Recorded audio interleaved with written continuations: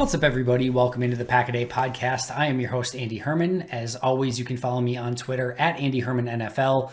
It's the day you have all been waiting for. It is deep dive into Royce Newman Day, which how could you possibly not be excited for that? He looks like a 1980s WWF wrestler, which is just the absolute best. He looks like he should be in some sort of like grunge, I don't know, tag team. I don't even know. It's amazing and it's fantastic. He's got the long hair going, and he's definitely going to be one of those players that probably just turns into an absolute cult favorite among fans. So let's actually take a look and a deep dive, more importantly, into what Royce Newman can and maybe can't bring to the Packers, at least immediately, or some of the areas where maybe eventually he needs to improve upon. Before I get to my deep dive observations, just a couple of notes here.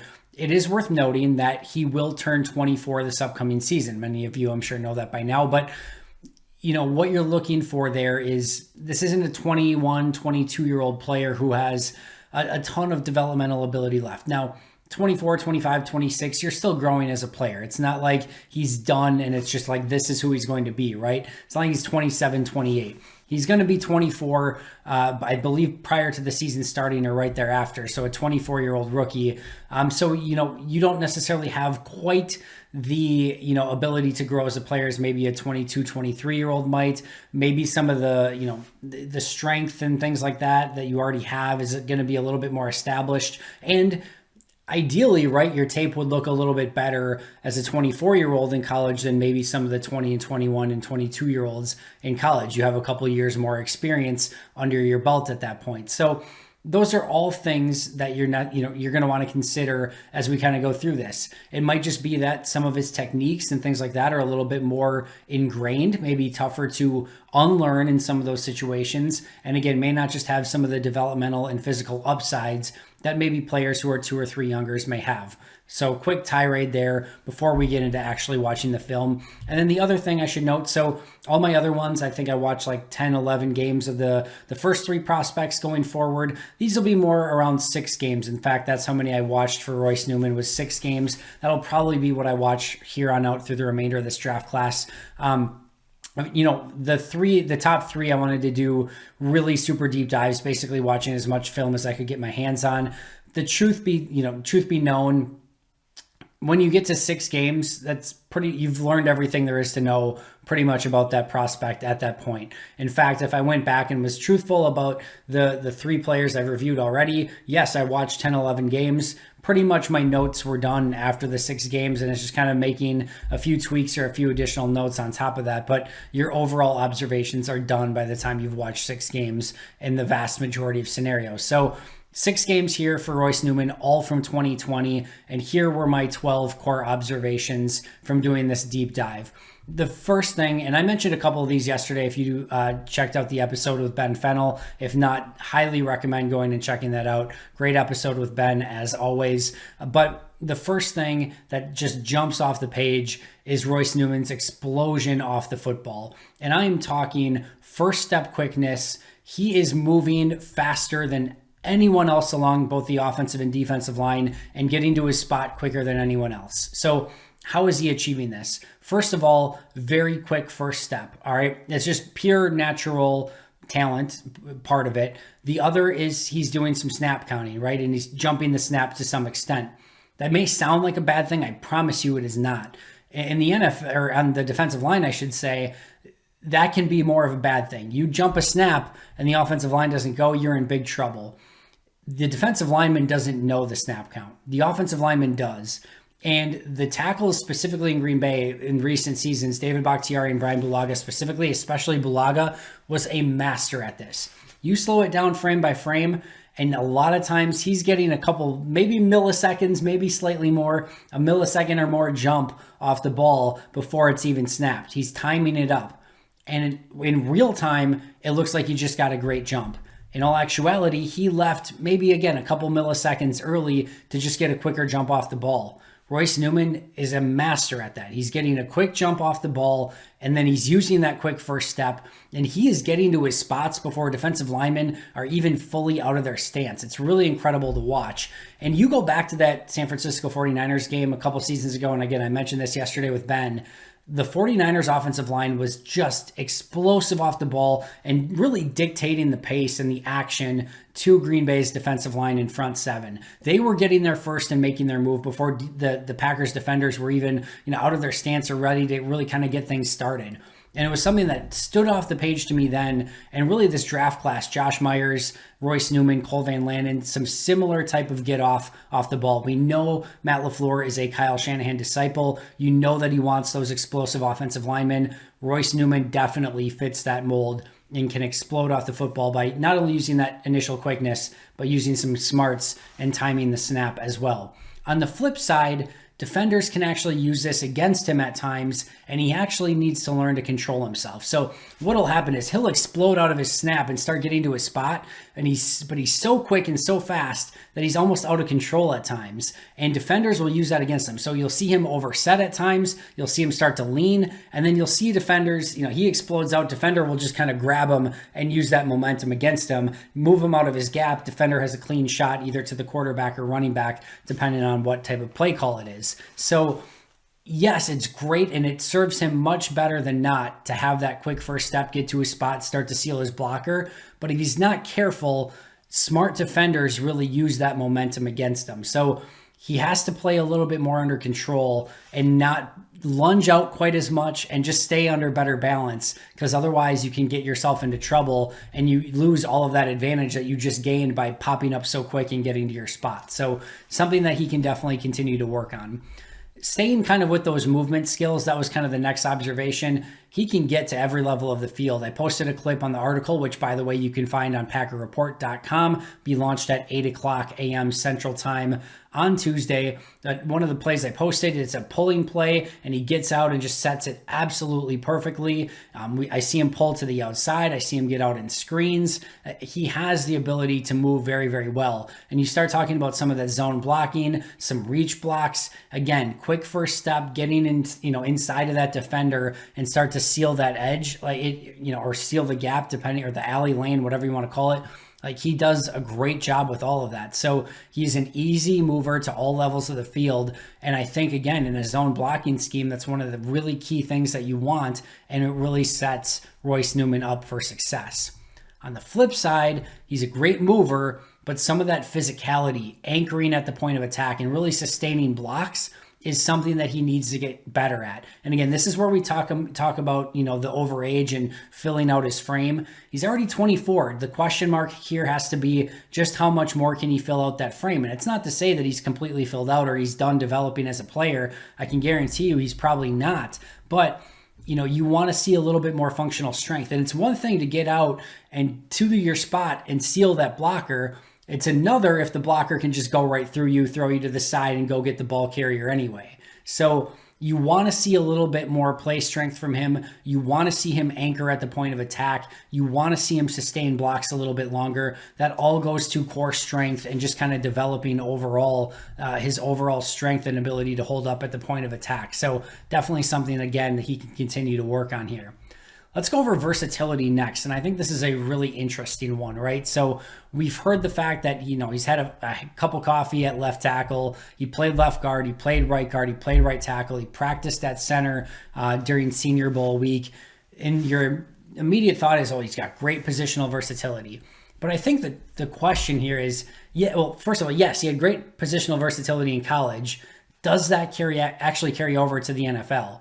And I think there's a real question mark here as to whether or not he can play either of the tackle positions or center in the NFL. To me, he's a guard, and I think he's a left guard. The Packers played him at right guard in the first mini camp. It doesn't necessarily mean a ton. I think ideally he'd be a left guard, but left guard, right guard, I think he has some flexibility there, but I do think he's a guard. Do I think he can maybe kick to right tackle in a pinch?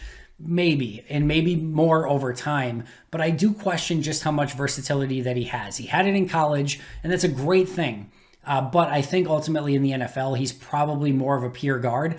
That's okay. If he's a really good guard, nobody's going to care if he can play tackle or center at all. And people just want him to be a good offensive lineman. So if he can play left guard, right guard, and have some versatility there and just play that position well, nobody really cares. But I don't think he just automatically comes in and he's like a guy where you can just plug at any position and he's good to go. Maybe it happens that way, but I have a little bit of doubt as to whether or not he can really fill up that offensive line the way that maybe he did in college. All right, next up is hand placement. You want to know if Royce Newman wins on a play, watch his initial hand placement. He gets inside and is able to get inside on that jersey and gain leverage. He's going to win that more often than not. Quick first step, get to his spot, hands inside, use leverage, game over. Royce Newman's going to win that battle. Unfortunately, his hands are all over the place and he has trouble hitting a consistent target, getting his hands inside and controlling his man. And then if you're not doing that, it makes it that much harder when you don't have that high-end play strength to really hold up at the point of attack. And that's where some of those troubles start to manifest themselves with Royce Newman. So watch his hand usage. That's something that I guarantee you Adam Stenavich and Luke Butkus are going to want to continue to work on when he gets in the door, which obviously he already did for rookie mini camps. But I guarantee you that hand placement is something that they're going to be on him for, because again, you watch when he gets his placement the way that he wants it, he wins that more often than not. So wins the battle more often than not. So definitely something that he can continue to work on there. Next up is just kind of his overall game against better athletes. And I thought when he faced, again, edge rushers on the outside that had a quick first step, maybe some speed and acceleration, ability to bend a little bit, he struggled with those edge rushers. Same thing, whether inside or outside, he goes up against some of the more physically intimidating pass rushers. He struggled at the point of attack with those type of players. The issue here, of course, is that the NFL is filled with all of those players on any given play on any given Sunday. So he's going to be seeing the high-end athletes, the guys who can bend the edge, have the quick first step, get around the corner, go right through him. And he's just going to have to be better against that level of player. And that's, again, where all of that adding functional strength, using better technique, getting your hands inside, working on your footwork, like those are all things that he can develop over the time. It's great to move and get to your spot and explode out of your stance. If the technique isn't there, if the play strength isn't there, you can still struggle and have troubles. And that's what I saw against some of those better athletes. Now, to be fair, one of the things I really liked about Royce Newman is his ability to simply get the job done. Jim Ross, the Hall of Fame WWE announcer, I'm using WWE references twice here today, or not the now AEW announcer, if you will, he always uses the term bowling shoe ugly. And I feel like sometimes that's what it is with Royce Newman. The hands might be all over the place. The footwork is choppy. The technique is questionable at best.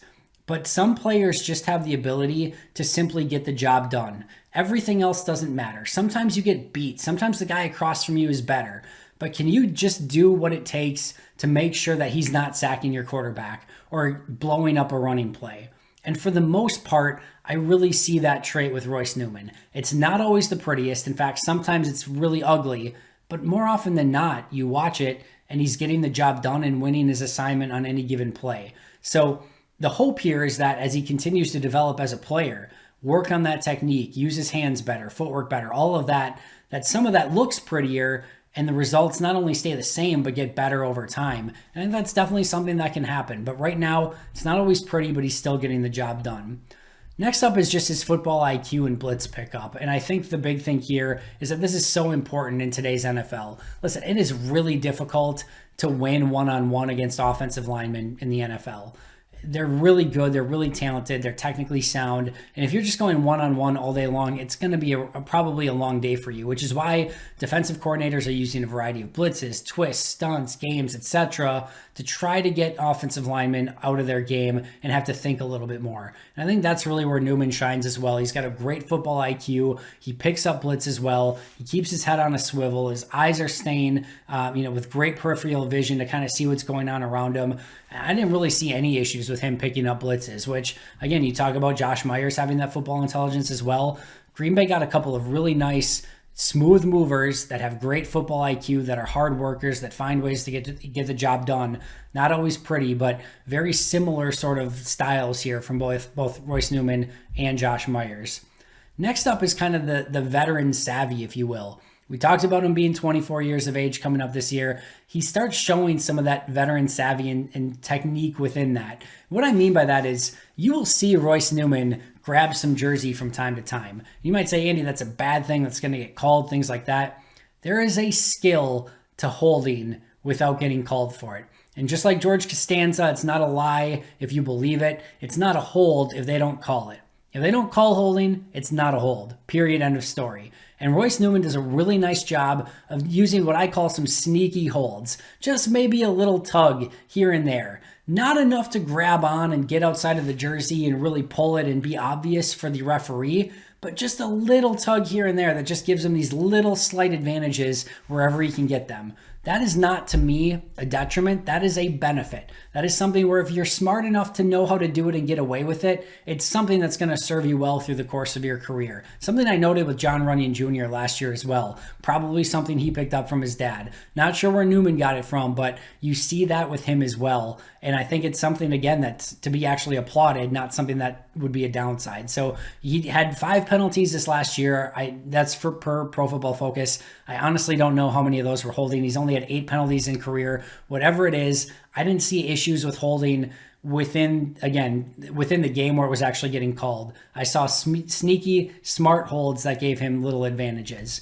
And then last but not least is just his footwork. And I mentioned this already, but kind of some small choppy footsteps, especially on the outside. It's one of the real reasons I think he projects better as a guard in the NFL. Not to say you can have sloppy footwork as a guard. It doesn't just automatically fix itself. In fact, again, it's going to be a position that he's going to be changing from last year to this year. Has to kind of relearn some of those nuances while kind of tweaking his footwork to get better, but it mitigates some of those edge rushers off the edge where if your footwork's just a little bit off, they might kind of just come around you and use that to your detriments, I guess. So it's definitely something where I think is going to be mitigated a bit moving inside, but he can still really work on that footwork and again, just become a more technically sound offensive lineman. Overall, the high highs and the peaks to me remind me a little bit of a TJ Lang. I think if he can add a little bit of functional strength and really work on his technique, to me, that's his type of ceiling, is a TJ Lang sort of player. On the flip side, if he doesn't add strength and kind of, is able to get pushed around a little bit, maybe doesn't work on his technique, I see a Don Barclay, somebody who maybe you can fill in at a variety of different positions, but frankly isn't very good at any of them. Yeah, it's nice to have somebody with versatility, but if they can't play any of the positions well enough, what does that versatility really mean? So high-end TJ Lang, bottom-end Don Barclay. The truth is probably always somewhere in the middle. He's an intriguing player. I liked him more than I thought I would kind of going into things, and I don't think he really got the credit that he deserved coming out of the draft. Still things to work on, still has the overage, all of those things, but I do think he's an interesting depth piece for Green Bay this coming season with some developmental upside as well. That's going to do it for me today. Make sure to check out tomorrow's YouTube podcast right here on YouTube. I'll be right back here tomorrow as always, so subscribe if you haven't already. Make sure to check out Ross Uglum on today's audio version of the podcast. But until next time, and as always, go Pack Go.